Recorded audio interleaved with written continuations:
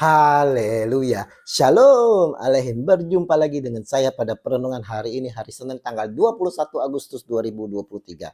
Saudaraku, kembali di pagi yang cerah ini kita mau ucap syukur di dalam doa kepada Tuhan Allah kita yang selalu memberkati kita, dan berilah senyuman dan sapaan kepada sesama kita. Kita awali perenungan pagi hari ini dengan tanda kemenangan kita. Dalam nama Bapa dan Putra dan Roh Kudus. Amin. Hidup baik belum tentu benar. Bacaan liturgi hari ini dari Hakim 2 ayat 11 sampai dengan 19 dan Injil Matius 19 ayat 16 sampai dengan 22. Saudaraku, hidup baik adalah tuntunan dari setiap manusia agar mendapat segala pujian, dan tentu juga tujuan akhir di dalam hidup baik adalah hidup dalam kekekalan. Pertanyaannya saudara, hidup baik yang bagaimana yang dapat diterima oleh Allah? Pertanyaan ini juga ditanyai oleh seorang pemuda kaya kepada Yesus Tuhan kita di dalam Injil hari ini. Guru, perbuatan baik apakah yang harus kuperbuat untuk memperoleh hidup yang kekal? Matius 19 ayat 16. Dalam kehidupan sekitar kita, saudara, ada orang yang hidupnya baik. Baik karena ingin dicap baik dan suci demi kepentingan diri sendiri. Ada juga yang berbuat baik karena ingin menutupi kesalahan atas dosa-dosanya, saudara. Misalnya saja kita melihat mereka-mereka atau pejabat-pejabat yang melakukan korupsi. Sebagian dari korupnya itu, saudara, disumbangkannya ke gereja, ke yayasan, yatim piatu dan lain sebagainya, untuk menutupi akan dosa-dosanya agar dicap baik. Saya tertarik suatu kisah di mana saya sendiri tidak tahu akan kebenarannya, saudara.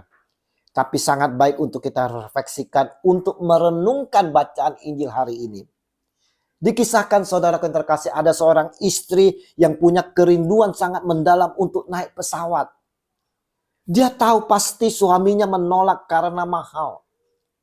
Namun si istri tak kehabisan akal. Dia usul agar dapat memakai uang simpanannya yang disimpan cukup lama dari sisa belanja. Dan ternyata suaminya setuju, dan mulailah suaminya mencarter sebuah pesawat heli. Sang pilot memberi syarat untuk dapat menjadi penumpang heli, yaitu tidak boleh teriak ataupun berbicara.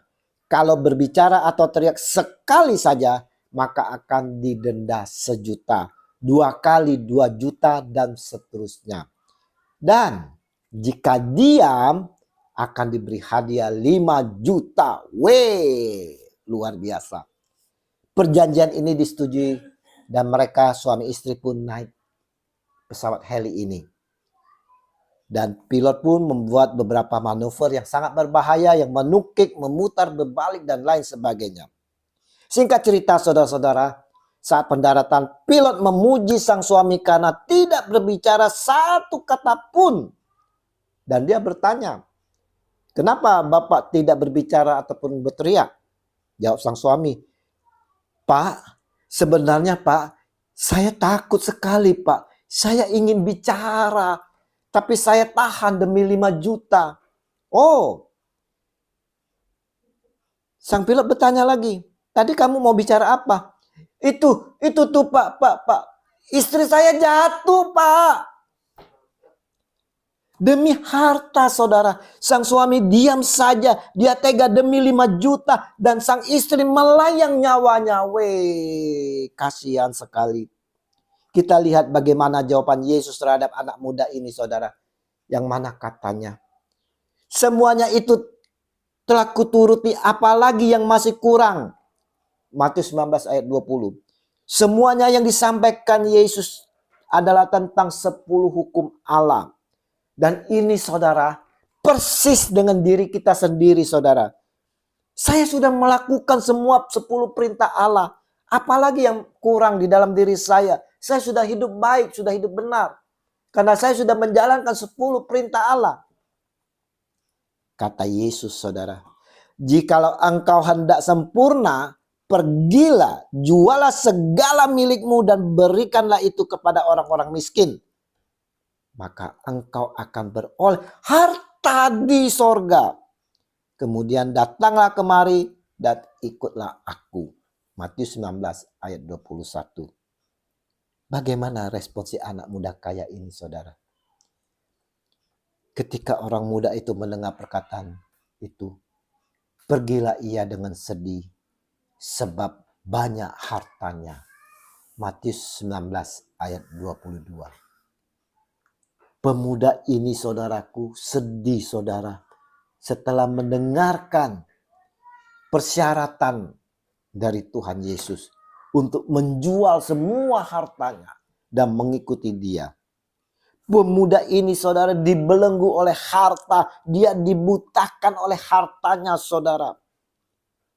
Bukankah ini juga seperti kita saat ini, saudara, yang takut kehilangan waktu.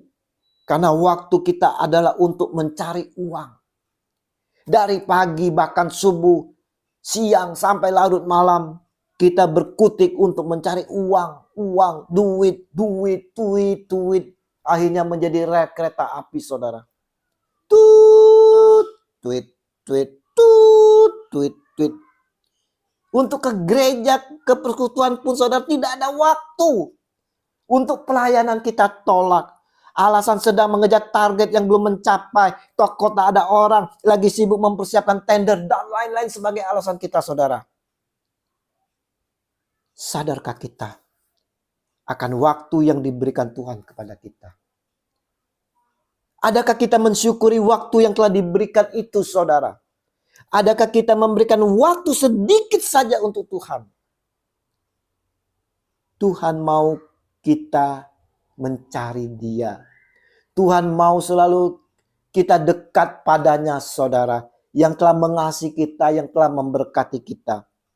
Yesus ingatkan kepada kita.